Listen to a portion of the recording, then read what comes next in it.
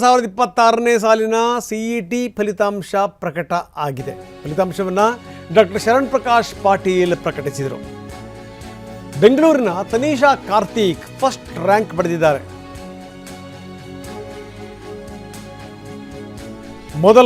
ಪ್ರಥಮ ರ್ಯಾಂಕ್ ಪಡೆದಿದ್ದಾರೆ ತನಿಷಾ. ಇಂಜಿನಿಯರಿಂಗ್ ವಿಭಾಗದಲ್ಲಿ ಇನ್ನು ಜಯನಗರದ RVPU ಕಾಲೇಜಿನ ವಿದ್ಯಾರ್ಥಿಯವರು ಜಯನಗರದ RVPU ಕಾಲೇಜಿನ ವಿದ್ಯಾರ್ಥಿ ಸೃಜನ್ ದ್ವಿತೀಯ ಸ್ಥಾನವನ್ನು ಪಡೆದಿದ್ದಾರೆ. ನಿನಾದ್ ಅನ್ನುವಂಥ ವಿದ್ಯಾರ್ಥಿ ತೃತೀಯ ಸ್ಥಾನವನ್ನು ಪಡೆದಿದ್ದಾರೆ. ಇಂಜಿನಿಯರಿಂಗ್ ರ್ಯಾಂಕ್ ಹೋಲ್ಡರ್ಸ್, ಇಂಜಿನಿಯರಿಂಗಲ್ಲಿ ಮೊದಲನೇ ರ್ಯಾಂಕು ತನಿಷಾ ಕಾರ್ತಿಕ್. ಮೊದಲನೇ ರ್ಯಾಂಕು ತನಿಷಾ ಕಾರ್ತಿಕ್. ಎರಡನೇದು ಸೃಜನ್ BS. ಮೂರನೇದು ನಿನಾದ್ ವಿಶಿಷ್ಟ್. ನಾಲ್ಕನೇದು ಇರಾ ಜೈನ್. ಐದನೇ ರ್ಯಾಂಕು ರಿಶಾನ್ ಫರ್ನಾಂಡಿಸ್. ಆರನೇ ರ್ಯಾಂಕು ಅದ್ವೈಕ್ ಗಣಪತಿ. ಏಳನೇ ರ್ಯಾಂಕು ಚಿನ್ಮಯ್. ಎಂಟನೇ ರ್ಯಾಂಕು ಅಭಿ ಸನ್ನಯ್ಯ. 9ನೇ ರ್ಯಾಂಕು ಅಬಿಗೇಲ್ ವರ್ಗೀಸ್.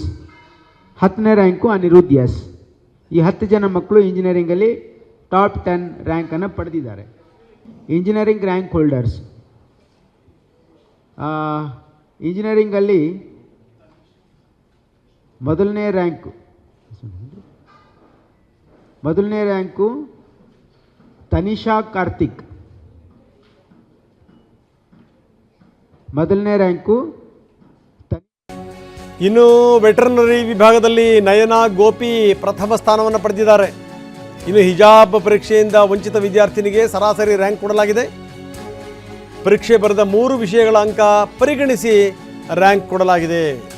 KEA ನಿರ್ದೇಶಕ ಪ್ರಸನ್ನಕುಮಾರ್ ಈ ಹೇಳಿಕೆ ಕೊಟ್ಟಿದ್ದಾರೆ.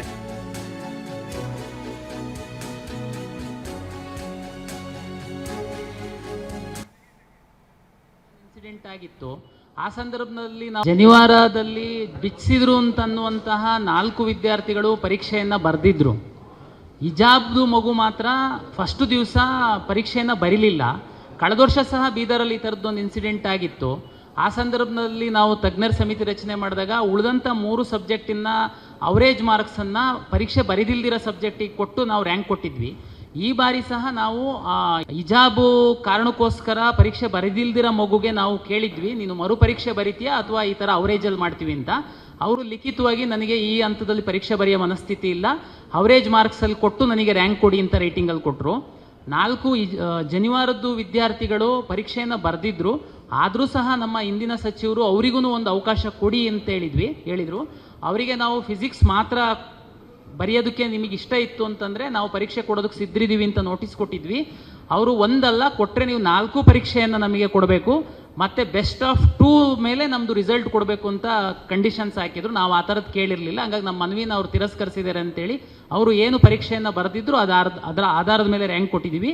ಹಿಜಾಬ್ ವಿದ್ಯಾರ್ಥಿನಿಗೆ ನಾವು ಉಳಿದಿದ್ದು ಅವರೇಜ್ ಹಾಕಿ ಸ್ಪಾಟ್ ರ್ಯಾಂಕನ್ನು ಕೊಡ್ತೀವಿ. ಸೊ ಇದು ಸಂಗತಿ. ಈ ಹಿಜಾಬ್ ಕೇಸು, ಜನಿವಾರ ಕೇಸು ಅವ್ರಿಗೂ ಕೂಡ ಏನು ಸರಾಸರಿ ಕೊಡಬೇಕು ಅದನ್ನು ಕೊಟ್ಟಿದ್ದಾರೆ. ಜೊತೆಗೇನು ಅಂತ ನಾನು ಹೇಳ್ತಾ ಇದ್ದೆ, ಇಂಜಿನಿಯರಿಂಗ್ ವಿವರಗಳನ್ನು ನಾವು ಹೇಳ್ತಾ ಇದ್ದೀವಿ ನಿಮಗೆ. ಶರಣ್ ಪ್ರಕಾಶ್ ಪಾಟೀಲ್ ಎಲ್ಲ ವಿವರಗಳನ್ನು ಕೊಟ್ಟರು. ಬೆಂಗಳೂರಿನ ತನಿಷಾ ಕಾರ್ತಿಕ್ ಮೊದಲ ರ್ಯಾಂಕ್ ಪಡೆದಿದ್ದಾರೆ. ತನಿಷಾ ಇಂಜಿನಿಯರಿಂಗ್ನಲ್ಲಿ ಪ್ರಥಮ ಸ್ಥಾನವನ್ನು ಪಡೆದಿದ್ದಾರೆ. ಇನ್ನು ಜಯನಗರದ RVPU ಕಾಲೇಜು ವಿದ್ಯಾರ್ಥಿ ಸೃಜನ್ ದ್ವಿತೀಯ ಸ್ಥಾನ ಪಡೆದಿದ್ದಾರೆ. ನಿನಾದ್ ತೃತೀಯ ಸ್ಥಾನ ಪಡೆದಿದ್ದಾರೆ. ಇನ್ನು ವೆಟರ್ನರಿ ವಿಭಾಗದಲ್ಲಿ ನಯನಾ ಗೋಪಿ ಪ್ರಥಮ ಸ್ಥಾನ. ಬೆಂಗಳೂರಿನ ಶಿವನಗರದ ಬೇಸ್ ಕಾಲೇಜ್ ವಿದ್ಯಾರ್ಥಿನಿ ಆಕೆ. ಅಮೂಲ್ಯ ವೆಟರ್ನರಿ ವಿಭಾಗದಲ್ಲಿ ದ್ವಿತೀಯ ಸ್ಥಾನ ಪಡೆದಿದ್ದಾರೆ. ದಾವಣಗೆರೆಯ RMVPU ಕಾಲೇಜಿನ ವಿದ್ಯಾರ್ಥಿನಿ. ರಿತಿಕ್ ಕುಮಾರ್ ವೆಟರ್ನರಿ ವಿಭಾಗದಲ್ಲಿ ತೃತೀಯ ಸ್ಥಾನ ಪಡೆದಿದ್ದಾರೆ. ಜಯನಗರದ RVPU ಕಾಲೇಜಿನ ವಿದ್ಯಾರ್ಥಿ. ಇನ್ನು ರಿತಿಕ್ ಅಗ್ರಿಕಲ್ಚರ್ ವಿಭಾಗದಲ್ಲಿ, ನಿನಾದ್ ರಾಜ್ಯಕ್ಕೆ ಪ್ರಥಮ ಸ್ಥಾನವನ್ನು ಪಡೆದಿರುವಂಥದ್ದು. ಅಗ್ರಿಕಲ್ಚರ್ ವಿಭಾಗದಲ್ಲಿ ಅನ್ಮೋಲ್ಗೆ 2ನೇ ಸ್ಥಾನ. ಧಾರವಾಡದ ಅರ್ಜುನ್ ಸೈನ್ಸ್ ಕಾಲೇಜಿನ ವಿದ್ಯಾರ್ಥಿಯವರು. ಅಗ್ರಿಕಲ್ಚರ್ ವಿಭಾಗದಲ್ಲಿ ಸಮಯಿಗೆ ತೃತೀಯ ಸ್ಥಾನ ಸಿಕ್ಕಿದೆ. ಮಂಗಳೂರಿನ ಎಕ್ಸ್ಪರ್ಟ್ PU ಕಾಲೇಜಿನ ವಿದ್ಯಾರ್ಥಿ ಇವರು.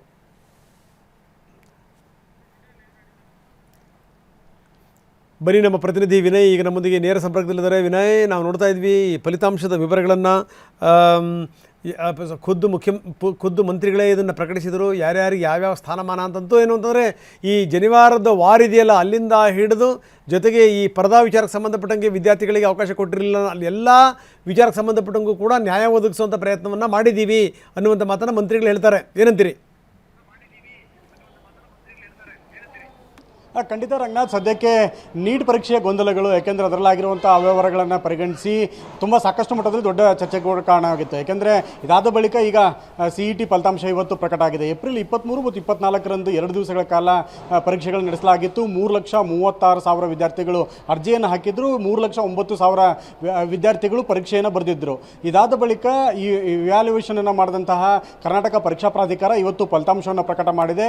2,92,000 ವಿದ್ಯಾರ್ಥಿಗಳು ಅರ್ಹತೆಯನ್ನು ಪಡೆದುಕೊಂಡಿದ್ದಾರೆ. ಈ ಇಂಜಿನಿಯರಿಂಗ್, ವೈದ್ಯಕೀಯ ಸೇರಿದಂತೆ ಬಹುತೇಕ ಭಾಗಗಳಿಗೆ ಕನಸನ್ನು ಕೂಡ ಕಾಣ್ತಾ ಇದ್ದಾರೆ. PUC ಪರೀಕ್ಷೆ ಮುಗಿದ ನಂತರ ಸಾಕಷ್ಟು ವಿದ್ಯಾರ್ಥಿಗಳು ಇಂಜಿನಿಯರಿಂಗ್ ಆಯ್ಕೆ ಮಾಡ್ಕೊಳ್ಳುವಂಥದ್ದಾಗಿರ್ಬೋದು, ವೆಟರ್ನರಿ ಆಗಿರ್ಬೋದು, ಅಗ್ರಿಕಲ್ಚರ್ ಸೇರಿದಂತೆ ಬಹುತೇಕ ಕ್ಷೇತ್ರಗಳಿಗೆ ತಮ್ಮ ಮುಂದಿನ ವಿದ್ಯಾಭ್ಯಾಸವನ್ನು ಪಡೆದುಕೊಳ್ಳಬೇಕು, ಜೊತೆಗೆ ಇಂಜಿನಿಯರಿಂಗ್ ಕ್ಷೇತ್ರದಲ್ಲೂ ಕೂಡ ಸಾಕಷ್ಟು ಸಾಧನೆ ಮಾಡಬೇಕು ಅನ್ನೋ ಕಾರಣಕ್ಕಾಗಿ ಈ ಒಂದು ಪರೀಕ್ಷೆಯನ್ನು ಬರೆದಿದ್ದಾರೆ. ಇಂತಹ ವಿದ್ಯಾರ್ಥಿಗಳಿಗೆ ಇವತ್ತು ಫಲಿತಾಂಶ ಕೂಡ 2 ಗಂಟೆಯ ಬಳಿಕ ಅವರಿಗೆ ವೆಬ್ಸೈಟಲ್ಲಿ ಏನು ಇಲಾಖಾ ವೆಬ್ಸೈಟನ್ನು ಕೂಡ ಕೊಟ್ಟಿದೆ, TV9 ಸ್ಕ್ರೀನ್ ಮೇಲೆ ಕೂಡ ನಾವು ಆ ವೆಬ್ಸೈಟನ್ನು ಹಾಕ್ತಾ ಇದ್ದೀವಿ. ಅದರಲ್ಲಿ ವಿದ್ಯಾರ್ಥಿಗಳು ತಮ್ಮ ಫಲಿತಾಂಶವನ್ನು ಪಡೆದುಕೊಳ್ಳಬಹುದು. ಇದರ ಜೊತೆಗೆ ಪರೀಕ್ಷಾ ಹಂತದಲ್ಲಿ ಅಂದರೆ ಏಪ್ರಿಲ್ 23 ಮತ್ತು 24ರಂದು ನಡೆದಂತಹ ಪರೀಕ್ಷಾ ಸಮಯದಲ್ಲಿ 2 ಘಟನೆಗಳು ನಡೆದಿತ್ತು. ಅದರಲ್ಲಿ ಪ್ರಮುಖವಾಗಿ ಬೆಂಗಳೂರಿನ ಮಡಿವಾಳದ ಕೃಪಾನಿಧಿ ಕಾಲೇಜಿನಲ್ಲಿ ಜನಿವಾರದ ಸಂಬಂಧಪಟ್ಟ ಹಾಗೆ ಗಲಾಟೆ ನಡೆದಿತ್ತು.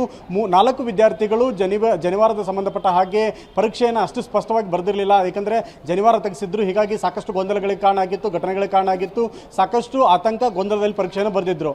ಮತ್ತು ಚಿಕ್ಕಬಳ್ಳಾಪುರದ ಒಂದು ಪರೀಕ್ಷಾ ಕೇಂದ್ರದಲ್ಲಿ ಒಬ್ಬ ವಿದ್ಯಾರ್ಥಿನಿ ಹಿಜಾಬನ್ನು ತೆಗೆಸಿದ ಕಾರಣಕ್ಕೆ ಪರೀಕ್ಷೆಯನ್ನೇ ಬರೆದಿರೋದಿಲ್ಲ, ಹಾಜರಾಗುವುದಿಲ್ಲ. ಕೇವಲ 3 ಪರೀಕ್ಷೆಗಳಿಗೆ ಮಾತ್ರ ಅವಳು ಹಾಜರಾಗಿರ್ತಾಳೆ. ಒಂದು ಪರೀಕ್ಷೆಗೆ ಹಿಜಾಬ್ ಗೊಂದಲದ ಕಾರಣಕ್ಕಾಗಿ ಪರೀಕ್ಷೆಯನ್ನು ಬರೆದಿರೋದಿಲ್ಲ. ಈ ವಿದ್ಯಾರ್ಥಿಗಳ ಗೊಂದಲ ಕೂಡ ಇತ್ತು. ಈಗ ಸದ್ಯಕ್ಕೆ ಫಲಿತಾಂಶ ಪ್ರಕಟದ ವಿಚಾರದಲ್ಲಿ ಕಾರ್ಯನಿರ್ವಾಹಕ ನಿರ್ದೇಶಕ ಪ್ರಸನ್ನ ಅವರು ಕೂಡ ಮಾಹಿತಿಯನ್ನು ಕೂಡ ಕೊಟ್ಟಿದ್ದಾರೆ. ಹಿಜಾಬ್ ಕಾರಣಕ್ಕಾಗಿ ಯಾರು ಪರೀಕ್ಷೆಯನ್ನು ಬರೆದಿಲ್ಲ, ಅಂದರೆ ಪರೀಕ್ಷೆಗೆ ಅಟೆಂಡ್ ಆಗಲಿಲ್ಲ ಅಂತ ವಿದ್ಯಾರ್ಥಿನಿಗೆ ಮರು ಪರೀಕ್ಷೆಗೆ ಅವಕಾಶವನ್ನು ಕೊಡಲಾಗಿತ್ತು.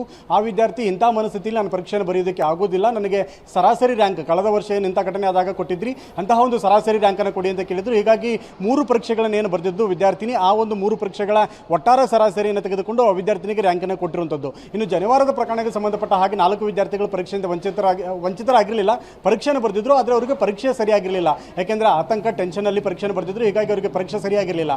ಅಂಥ ವಿದ್ಯಾರ್ಥಿಗಳಿಗೂ ಕೂಡ ಮರು ಪರೀಕ್ಷೆಗೆ ಅವಕಾಶವನ್ನು ಕೊಟ್ಟಿದ್ರು. ಆದರೆ ಆ ವಿದ್ಯಾರ್ಥಿಗಳು ಕಂಪ್ಲೀಟಾಗಿ 4 ಪರೀಕ್ಷೆಗಳನ್ನು ಮರು ಪರೀಕ್ಷೆಗೆ ಅವಕಾಶ ಕೊಡಿ ಅಂತ ಮಾತನ್ನು ಹೇಳಿದ್ರು. ಹೀಗಾಗಿ ಇದಕ್ಕೆ ಸಾಧ್ಯ ಇಲ್ಲ, ಕೇವಲ ಒಂದು ಪರೀಕ್ಷೆ, ಇನ್ನು ನಿಮಗೆ ಜನಿವಾರ ತೆಗೆಸಿದ ಪರೀಕ್ಷೆಗೆ ಮಾತ್ರ ಅವಕಾಶವನ್ನು ಕೊಡ್ತೀವಿ ಅನ್ನೋ ಮಾಹಿತಿಯನ್ನು ಕೂಡ ಪರೀಕ್ಷಾ ಪ್ರಾಧಿಕಾರ ಹೇಳಿತ್ತು. ಆದರೆ ಆ ವಿದ್ಯಾರ್ಥಿಗಳು ಆ ಒಂದು ಪರೀಕ್ಷೆಯನ್ನು ಬರೆಯೋದಕ್ಕೆ ಮುಂದಾಗಿಲ್ಲ. ಹೀಗಾಗಿ ಅವರು ಬರೆದ ಪರೀಕ್ಷೆಗಳಿಗೆ ಅನುಗುಣವಾದಂತಹ ರ್ಯಾಂಕನ್ನು, ಅಂಕಗಳನ್ನು ಕೊಟ್ಟು ಈಗ CET ಫಲಿತಾಂಶವನ್ನು ಕೂಡ ಪ್ರಕಟ ಮಾಡಲಾಗಿದೆ. ಈ ಎಲ್ಲ ವಿಚಾರಕ್ಕೆ ಸಂಬಂಧಪಟ್ಟ ಹಾಗೆ ಕೂಡ ಒಂದು ಸ್ಪಷ್ಟವಾದ ಉತ್ತರವನ್ನು ಕೊಟ್ಟು CET ಕರ್ನಾಟಕ ಪರೀಕ್ಷಾ ಪ್ರಾಧಿಕಾರ ವಿದ್ಯಾರ್ಥಿಗಳಿಗೆ ರ್ಯಾಂಕನ್ನು ಕೂಡ ಕೊಟ್ಟಿರುವಂಥದ್ದು. ಜೊತೆಗೆ ಪ್ರಮುಖವಾಗಿ ಈ ನೀಟ್ ಮುಂದಿನ ಜೂನ್ 21ರಿಂದ ಪರೀಕ್ಷೆ ನಡೀತಾ ಇದೆ. ವೈದ್ಯಕೀಯ ವಿದ್ಯಾರ್ಥಿಗಳಿಗೂ ಕೂಡ ಇದೊಂದು ಗೊಂದಲ ಇರುತ್ತೆ. ನಾನು ವೈದ್ಯಕೀಯ ಸೀಟ್ ಸಿಗದೇ ಇದ್ದರೆ ಮುಂದಿನ ದಿನಮಾನಗಳಲ್ಲಿ ಇಂಜಿನಿಯರನ್ನು ಆಯ್ಕೆ ಮಾಡ್ಕೊಳ್ಬೇಕು, ಇಂಜಿನಿಯರಿಂಗ್ ಸಿಗದೇ ಇದ್ದಂಥ ಪಕ್ಷದಲ್ಲಿ ನಾನು ಬೇರೆ ಪರ್ಯಾಯ ಕ್ರಮಗಳನ್ನು ತೆಗೆದುಕೊಳ್ಬೇಕು ಅನ್ನೋ ವಿದ್ಯಾರ್ಥಿಗಳಿಗೂ ಕೂಡ ಯಾವುದೇ ರೀತಿಯ ಗೊಂದಲ ಆಗದಿರೋ ಹಾಗೆ ಈಗಾಗಲೇ ಇಂಜಿನಿಯರಿಂಗ್ ಕಾಲೇಜುಗಳ ಜೊತೆ ಮಾತುಕತೆಯನ್ನು ಮಾಡಿಕೊಂಡು ಅಪ್ಗ್ರೇಡ್ ಮಾಡುವಂಥದ್ದು. ಯಾರಿಗೇನಾದರೂ ಮೆಡಿಕಲ್ ಸೀಟ್ ಸಿಗದೇ ಇದ್ದ ಪಕ್ಷದಲ್ಲಿ ಇಂಜಿನಿಯರಿಂಗ್ ಮಾಡಬೇಕು ಅನ್ನೋ ಆಸೆ ಹೊತ್ಕೊಂಡಂಥ ವಿದ್ಯಾರ್ಥಿಗಳಿಗೂ ಕೂಡ ಪರ್ಯಾಯ ಕ್ರಮಗಳನ್ನು, ವ್ಯವಸ್ಥೆಗಳನ್ನು ಮಾಡಿಕೊಡೋದಕ್ಕೂ ಕೂಡ ಅಪ್ಗ್ರೇಡ್ ವ್ಯವಸ್ಥೆಯನ್ನು ತಂದುಕೊಟ್ಟು